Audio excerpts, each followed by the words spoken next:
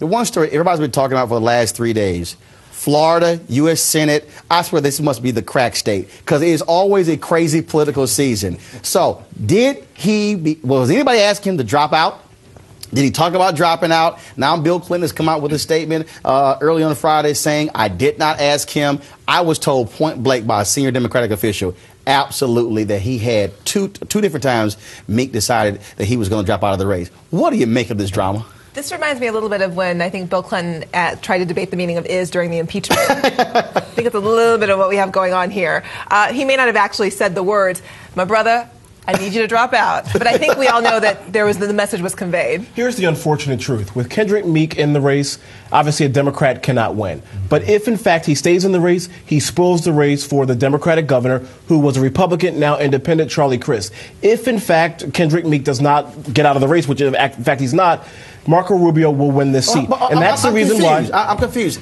How does the guy who wins the Democratic nomination spoil a race in which the Republican governor was afraid to lose in the primary, but the Democratic guy is the spoiler? Because the deal was cut. But it's more complicated. No, but how's Meek the spoiler? Well, he's the spoiler because there are folks in Florida who feel that Meek can't win. And so they're going to Crist. And as long as Meek is in the race, those voters who are still hanging on to him will go to him and not go to Crist, which would put Crist over the top. So what if Crist didn't run as an independent and there was a Republican and a Democrat who was running? But look, I got to tell you, I mean, for someone, one of the few brothers who actually worked for the Senatorial Campaign Committee once upon a time, I got to tell you, this sort of amuses me because this actually happens more than you all think. I mean, this happens all the time in race after race. It seldom gets to this high profile and seldom get out there, but I can tell you, been around tables all the time where people will say, this person shouldn't run, that person shouldn't run. We're going to try to make sure that this person stays out of the race. It happens all the time. This is politics at the top, guys. Cornel, I get it happens all the time, but I don't think it happens all the time 6 or 7 days before an election. Because look at the numbers. Look at the numbers. If Kendrick Meek was to drop out,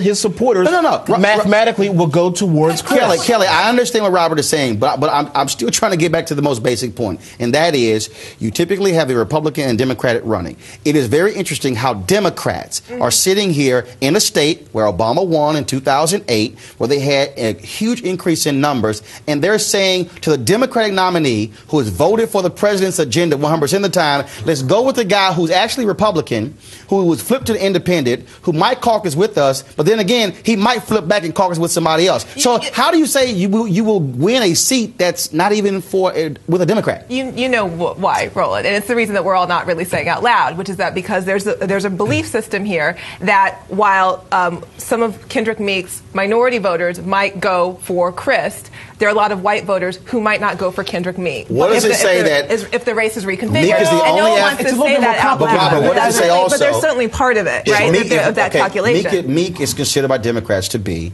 the only African American credible possibility of winning a race. Roland Burr steps out of the Senate. You're not going to have any African Americans in the United States Senate. So what about the issue of race here in terms of, after last year, where they criticized the White House for trying to get Governor David Patterson not to run?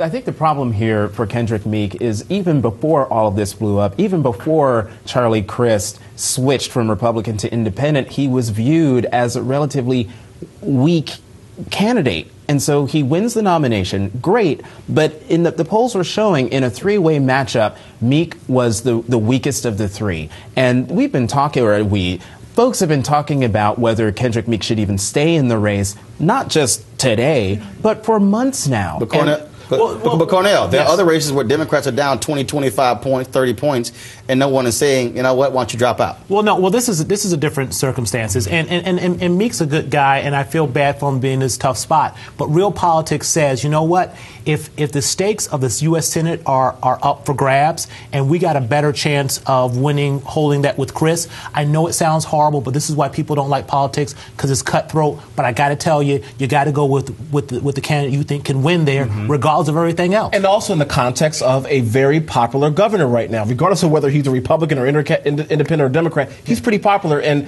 Florida right about now. And so when you take a look at the raw numbers, take race out of it, the fact of the matter is that Chris could win that seat if it's him against Rubio. And the interesting thing is that if the Tea Party Inquisition hadn't occurred there, that's correct. That Chris would have been a Republican nominee, and we wouldn't have never even played in Florida. And here's the other thing. If the Democrats had succeeded in getting Meek out of the race, guaranteed Chris would come out and say, I will caucus with the Democrats, because he would owe that seat to Democrats in Florida. And Roland, ironically, this is no different what the Republicans tried to do with the quote-unquote right-wing Tea Parties. They tried to get Christine O'Donnell out of the race in the Republican primary. They definitely tried to do that with Arlen Specter, with Sestak, and with Toomey. So this goes on both sides of the aisle. I got that, but it sounds to me like if Democrats had a belief from the beginning that Meek was not a strong candidate, they should have done a better job of trying to find somebody to run in the primary. He was the first candidate to jump actually into the race. And also, for some folks I've talked to, some members of the Black Caucus, it also sends a whole different signal